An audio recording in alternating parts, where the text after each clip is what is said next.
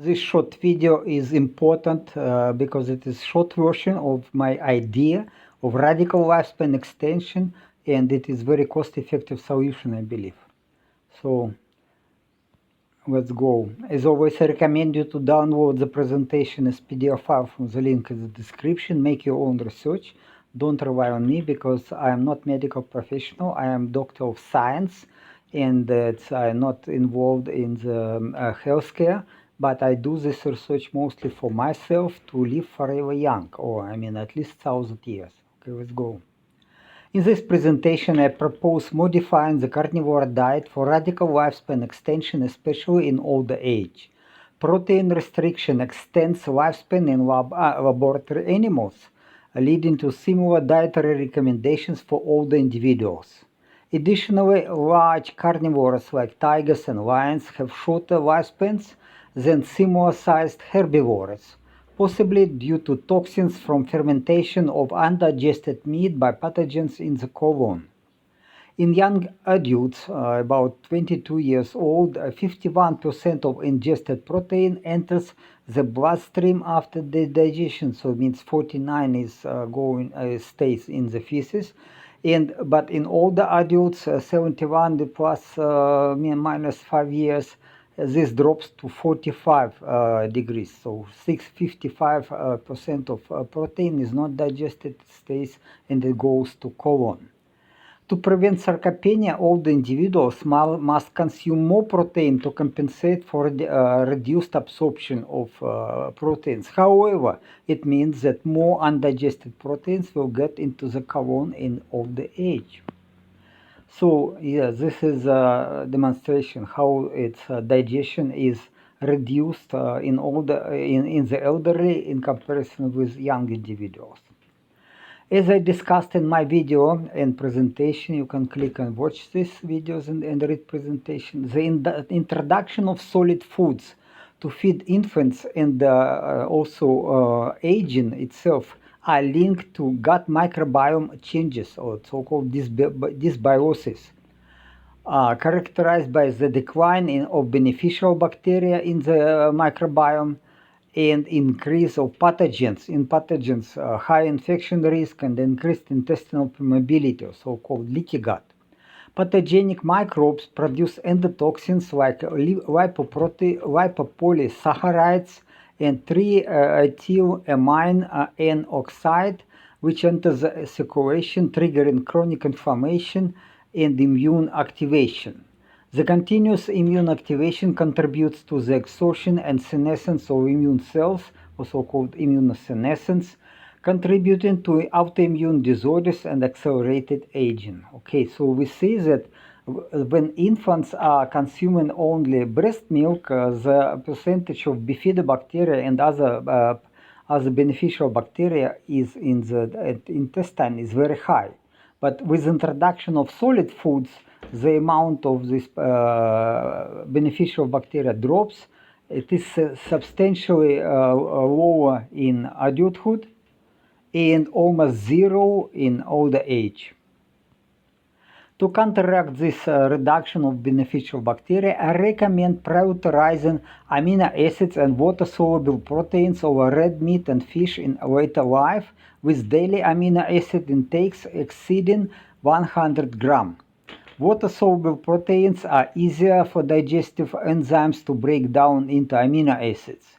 Cooking techniques and fermentation can enhance protein digestibility. For example, sous vide cooking is in temperature interval 57 to 63 degrees centigrade for 6 hours or longer with digestive enzymes break down proteins and improves their digestibility. Pressure cooking converts collagen in bones and connective tissues into gelatin and amino acids. Fermenting meat, fish, and milk enhances protein digestibility and reduces autoimmune risks. Efficient absorption of amino acids and fatty acids in the small intestine minimizes residue entering the colon to be used by pathogens to produce ammonia and other toxins, as it is mentioned before.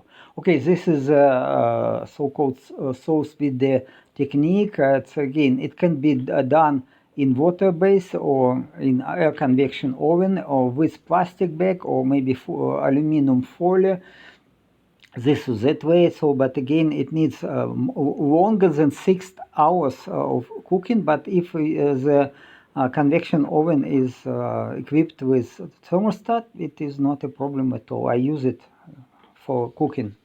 Also, this homemade yogurt, raw milk is preferential, is very, very healthy. And fermenting fish and meat is very common in Thailand, so this is typically how Thai people produce fermented fish, or so-called fish pasta. The varieties of yeast that are used in baking and brewing can be used as supplements. They work both as prebiotic and probiotics. Acting as a probiotic, it improves gut health by balancing the microbial flora, crucial for effective digestion and nutrient intake. Also, yeast is a source of B vitamins, including niacin, vitamin B12, folic acid, thiamine, and biotin. Vitamin B12 actually it has to be fortified. It has to be added to the yeast. Yeast is used in animal feed and pet food to improve health, boost immune systems, enhance the taste of food, and achieve optimal growth for efficient feed utilization in animals. For dairy cows, yeast can be added about 0.5% of the total diet, so quite a lot, I would say. As I discussed in my video, here links and presentation, mushrooms can be a valuable source of essential nutrients, antioxidants, vitamins, and minerals. Also, if you have access to mushrooms and they are not very expensive, I highly recommend that, to use at least 25 grams of mushrooms a day. So a variety of mushrooms are available, and I was growing oyster mushrooms myself, so it was also almost for free for me, and I see that there was a very positive impact to my health from mushrooms. Another important dietary change is effective toxin elimination from the human body. The liver detoxifies the bloodstream and releases poisons into bile. But without prebiotics in foods, beneficial gut bacteria are replaced by mucus-degrading microbes in the gut.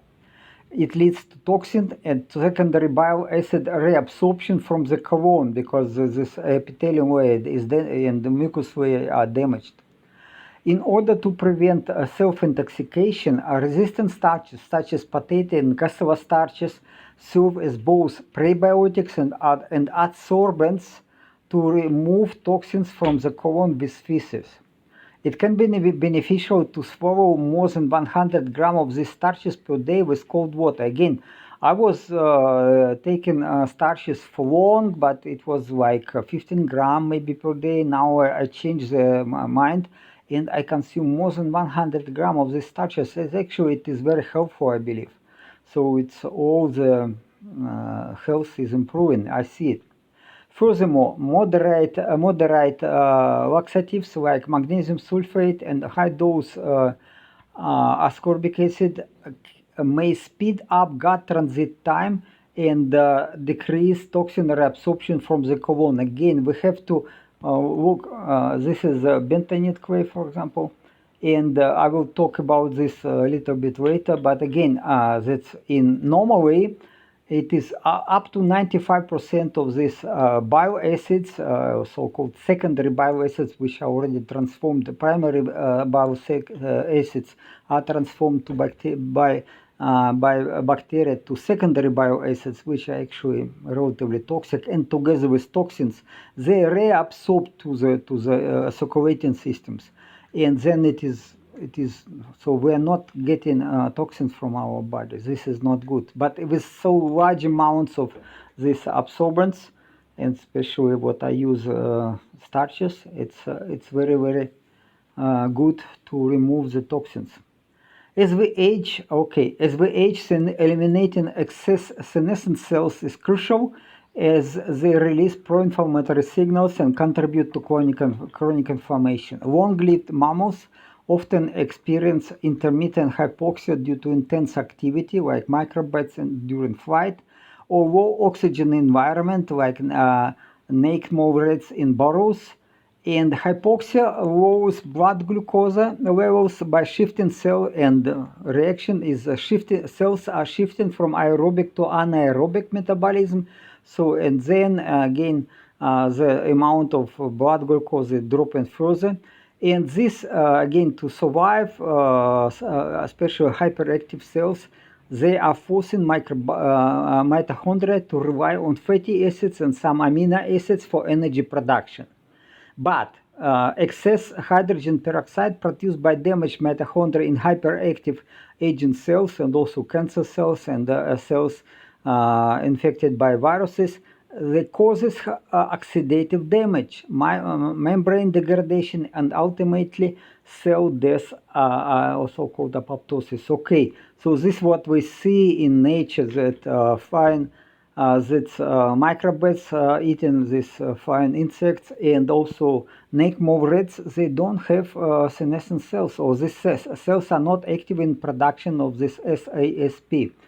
So why again? That's because they just intermittent hypoxia eliminates these senescent cells. This is again, this may be why these animals live almost 40 times longer than other animals of compatible size, but living this other lifestyle, so like mice or rats. To get rid of aging cells, we can do aerobic exercise in hypoxic environment, also called intermittent hypoxia therapy, which is popular in principle. Breath holding when diving, or maybe breath holding exercise, and high intensity interval training, also very healthy. And additionally, the use of drugs known as senolytics, which destroy aging cells, was suggested. I have some videos on senolytics. Again, it is not very well developed area, but I use some combinations of drugs as senolytics, and I see impact. But again, problem is that these senolytics, they remove senescent cells in some specific organs. So you cannot remove all senescent cells in the body because they work locally, like to prostate gland or to deposit tissue. Okay, some of the potential senolytic drugs are in early stage human trials and are subject of exploratory investigation. While xenomorphics inhibit the generation of pro-inflammatory signal molecules, or the so-called senescent-associated secretory phenotype, senolytics eradicate senescent cell. Okay, I was talking about this and that, but again, this area is not quite well developed. I use it for my own risk, and so I see improvement, but again, that if you use it the same senolytics, over time, this impact is changing. It is not so efficient. First time it is amazing, amazing improvement, but then it is improving, but it's again not so much. Okay, prolonged and elevated levels of SASP cause systemic inflammation and the emergence of several age-related illnesses. Even through SASP can be helpful in aiding wound healing. Okay, so I'm avid cyclist, and I use cycling almost about 5 times a week, 5 times a week, 75-80 kilometers a day. So it is again very convenient method of going to this high intensity interval training, because you can go so quick, and then to go to this hypoxia, to achieve hypoxia, and then you can relax a little bit again and go again to hypoxia, etc. It's very useful to work. In contrast to ant workers, ant queens rely on the consumption of hemolymph from their larvae. Hemolymph, it is like blood, but without red blood cells. Unlike worker ants, which live for weeks or 2 months, the queens can survive for decades, sometimes 100 times longer than their genetically identical worker counterparts. Okay, nature shows us how, without any change in genetics, and we can live 100 times longer, or actually it is not limited. We can live forever young, in principle. So hemolymph might be a key factor in the exceptional longevity of ant queens. Some studies suggest that water-soluble proteins and amino acids in the larval hemolymph can help repair damaged proteins, promoting cellular health. Hemolymph have high level of antioxidants, reducing oxidative damage to cells and tissues of the queen. Also, hemolymph contains immune cells that may enhance immune defenses in the queen, helping them resist infections that could otherwise shorten their lifespan. Okay, other social insects like bees and termites, they use the queens of these insects are using as a food, but in principle quite the same principle. The same, so they rely on some substance which is which has a lot of proteins and amino acids, and also have vitamins, and so then again it is not plant-based food. This is so-called Dracula ants. This is a queen, and this is a working bee, working ant, and then they feed on larvae. But again, they not kill larvae. It is just they sucking some amount of hemolymph, and that they need food to lay eggs. Then, okay, what amino acids we can use? And glycine is very cheap because it can be synthesized from oxalic acid. Glutamic acid, glutamate, and glutamine and lysine are among the most affordable amino acids produced via microbial fermentation using inexpensive carbon and nitrogen sources. Glutamic acid is used to make monosodium glutamate. In price in Thailand, in retail it is not in bulk. In retail it is almost $2 per kilo, so cheap. Again, and again, why not to use it? But again, I was talking about many times that somehow medical professionals recommend to limit consumption of monosodium glutamate 5 grams a day. I believe that we can go 20 grams per day, or even a little bit higher, with no side effects. And I feed this monosodium glutamate to my pets, and they love it. They are absolutely crazy about this. Glutamine is derived from glutamic acid and ammonia via glutamine synthetases. Glutamine considered the most abundant amino acid in blood plasma, and it is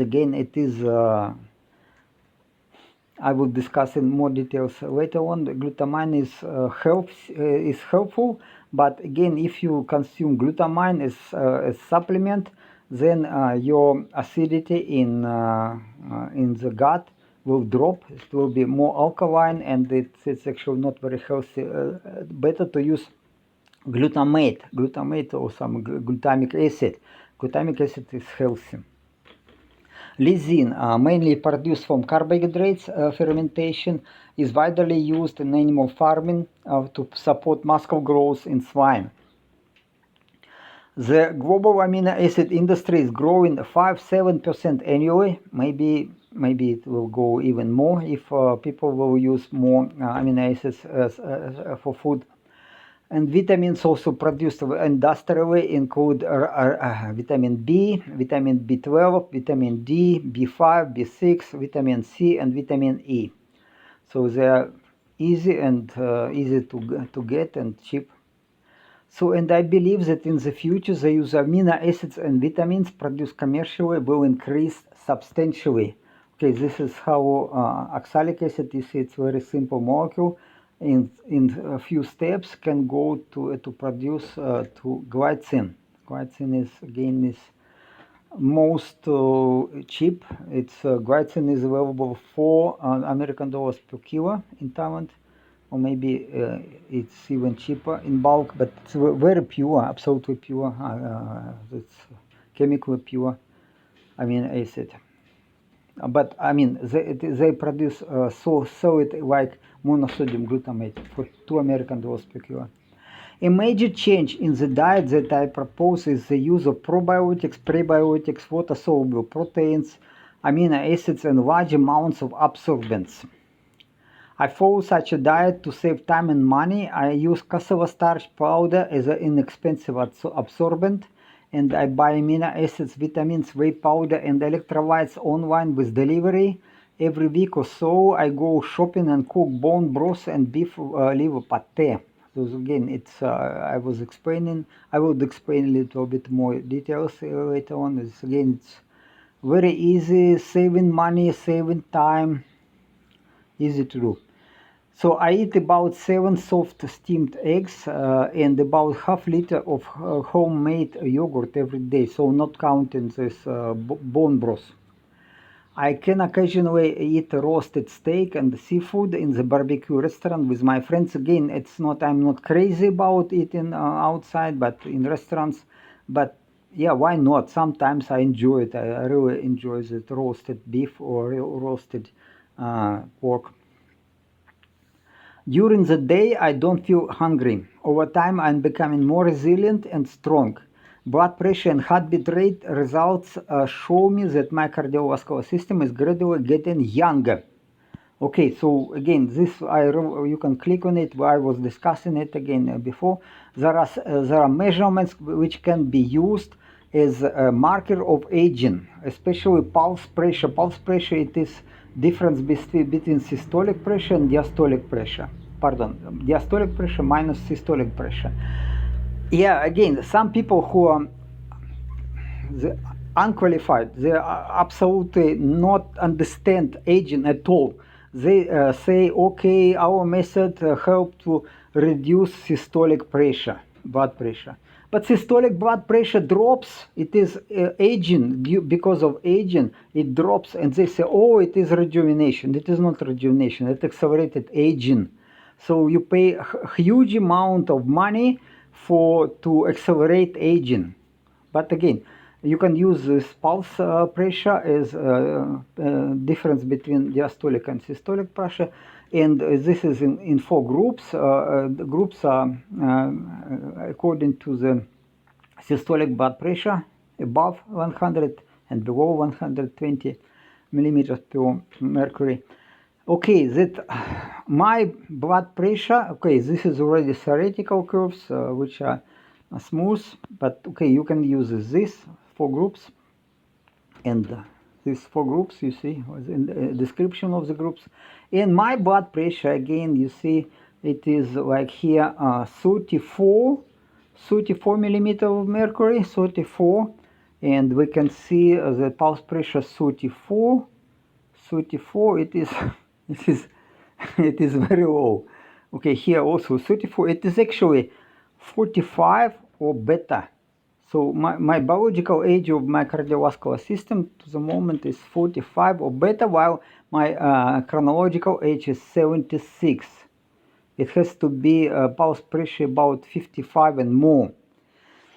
I should confess a little bit that there was some accident in end of October of last year when I got this not infection, but I was okay. So there was some accident, and I got this. Okay, so there was because of this accident for a while, my blood pressure, pulse blood pressure went above 50. I was scared a lot, but again, it slowly recovers, and now it's about 37, 34. Like it is presented here. So yeah, okay, I will talk about this accident maybe in a few words later on. It is quite nasty, I would say. Thailand is special. And okay, let's go. Okay, this is a source of information. You can go to check, make your own research. I will do a much longer presentation, but again, I believe this idea, what I propose, to use a lot of this starches, which is very cheap. I buy it maybe prices are very low. All the starch, and I consume more than 100 grams per day, and it is very important for detoxing of the body. Plus, I use a lot of these amino acids, especially glycine, but also lysine and taurine, and I will talk about this again later. So it is again very healthy, and I see that again because if we go to the very beginning of the pardon me, of the presentation, you see that only about half of the all proteins which you consume is digested and absorbed to the bloodstream. And again, if you consider this, that 50% of the protein is used by pathogens, then no wonder this we have this not beneficial bacteria, pathogens are increasing, and then in older age, it's probably why we are aging, because of this change in the microbiome. We need a lot of beneficial bacteria, and for this we have to adjust our diet to as close as possible to the diet of the infants.